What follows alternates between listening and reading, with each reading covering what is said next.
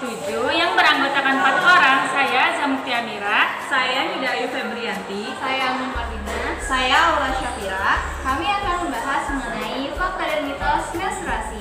Disimak ya videonya.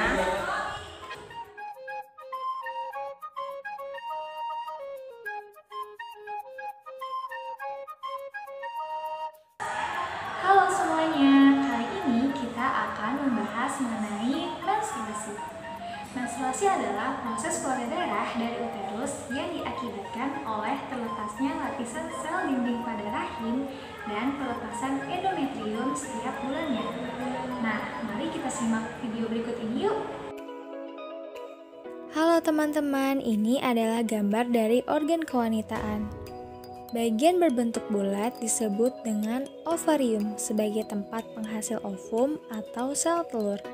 Bagian ini disebut dengan oviduk atau tuba Fallopi, tempat bertemunya sel telur dengan sel sperma. Bagian ini disebut dengan vagina. Bagian ini disebut dengan serviks atau mulut rahim.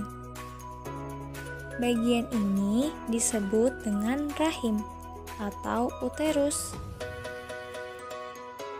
Bagian ini disebut dengan lapisan endometrium.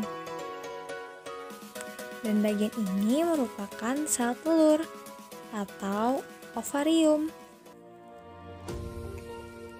Sel telur yang dihasilkan ovarium akan berjalan melalui tuba Fallopi. Jika bertemu dengan sperma, maka akan menjadi zigot atau calon bayi. Sedangkan tidak dibuahi oleh sel sperma, maka sel telur akan terus berjalan ke rahim. Ovum akan menempel di endometrium dan pada saat rahim berkontraksi akan luruh bersama dengan dinding endometrium yang mengandung banyak sekali sel darah. Nah, peristiwa inilah yang disebut dengan menstruasi atau proses keluar darah dari vagina. Nah, udah paham kan mengenai menstruasi? Sekarang kita pelajari yuk fase-fase pada menstruasi.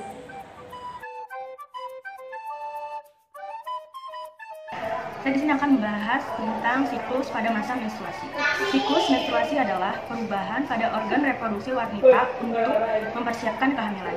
Nah, pada siklus menstruasi ini terjadi 4 fase, yaitu yang pertama fase menstruasi, yang kedua fase folikuler, yang ketiga fase ovulasi, dan yang keempat fase luteal. Yang pertama fase menstruasi. Pada masa ini, dinding rahim atau endometrium akan meluruh. Fase ini terjadi 2-7 hari. Paling sedikit kalian akan merasakan nyeri di bagian perut. Itu terjadi karena dinding rahim harus berkontraksi karena harus mengeluarkan darah dari endometrium, meluruh, dan sel telur yang tidak dibuahi. Yang kedua, ada fase folikuler, di mana pada fase ini kelenjar pituitary pada otak akan menghasilkan hormon yang namanya FSH atau follicle stimulating hormone, di mana akan terjadi pembentukan. Jadi, ovarium akan membentuk sel telur atau ovum. Akan berlangsung selama kurang lebih 13 hari. Yang ketiga, ada fase ovulasi. Pada fase ini terjadi di hari ke-13 dan 14 pada masa menstruasi. Pada fase ini, ovarium yang memproduksi sel telur tadi akan masuk ke tuba Fallopi. Fase ini pula terjadi pelonjakan kadar hormon estrogen.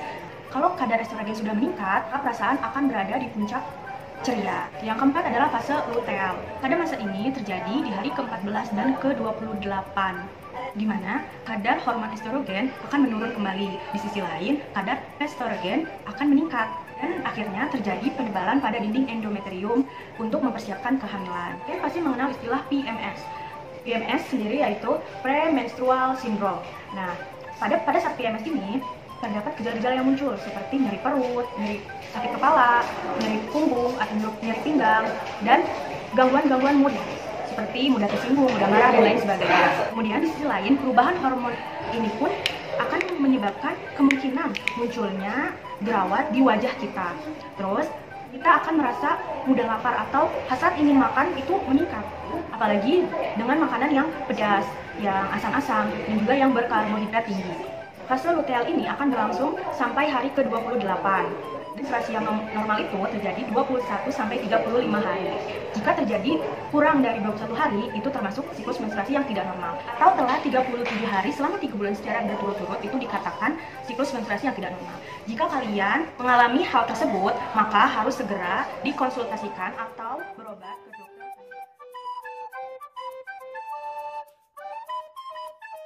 Di sini saya Zamtia Mira ingin memberikan informasi tentang banyaknya mitos dari proses atau gejala pada saat menstruasi berlangsung.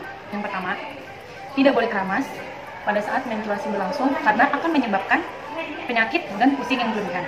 Yang kedua, mengkonsumsi minuman dingin akan menyebabkan pembekuan pada darah pada saat menstruasi atau akan berlangsungnya menstruasi. Yang ketiga, berenang pada saat menstruasi berlangsung akan membuat aliran darah mengalir ke dalam air kolam renang dan juga menyebabkan penyakit yang akan menimbulkan pada saat menstruasi berlangsung. Yang keempat, minum minuman soda akan membahayakan proses menstruasi dan juga memperlancar. Pada hakikatnya, belum ada kebenaran yang mengatakan bahwa minum minuman soda atau air dingin akan memperlancar dan membahayakan menstruasi. Yang terakhir, nyeri perut bagian bawah pada saat menstruasi berlangsung.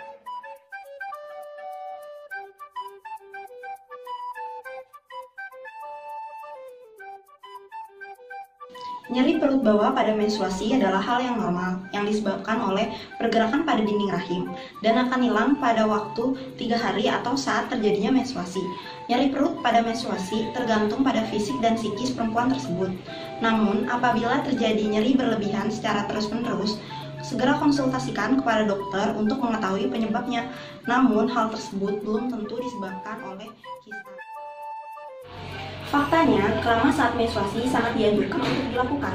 Karena saat menstruasi, zat minyak yang keluar dari kulit rambut keluar lebih banyak daripada yang seharusnya. Maka dari itu, keramas dengan makanan hangat sangat baik untuk dilakukan untuk meredakan nyeri saat menstruasi berlangsung. Pada dasarnya, larangan meminum air soda sama saja dengan larangan meminum air dingin. Tetapi yang perlu kita perhatikan adalah soda tidak baik untuk dikonsumsi dalam jumlah banyak. Karena di dalam soda terdapat kafein dan pemanis buatan yang cukup banyak. Menurut penelitian epidemiologi tahun 1999, kafein dapat menyebabkan pembekuan pembuluh darah di dalam rahim, sehingga mengakibatkan penurunan aliran darah yang menyebabkan waktu menstruasi lebih pendek dibandingkan yang seharusnya. Faktanya, meminum air dingin tidak ada hubungannya dengan lancar atau tidaknya menstruasi, karena menstruasi berhubungan dengan sistem reproduksi, sedangkan makanan minum berhubungan dengan sistem pencernaan, sehingga tidak benar adanya apabila terjadi gangguan pada menstruasi disebabkan minuman dingin, karena kedua sistem tersebut merupakan sistem yang tidak ada hubungannya satu sama lain. Tidak ada larangan secara medis untuk tidak boleh berenang saat menstruasi, tetapi yang harus kita perlu perhatikan adalah kenyamanan kita sendiri. Apabila kita sudah yakin akan pakaian renang serta pembalut yang kita pergunakan, diperbolehkan. Terima kasih sudah menonton video kami. Semoga di video ini Dapat bermanfaat bagi kita semua. wassalamualaikum warahmatullahi wabarakatuh.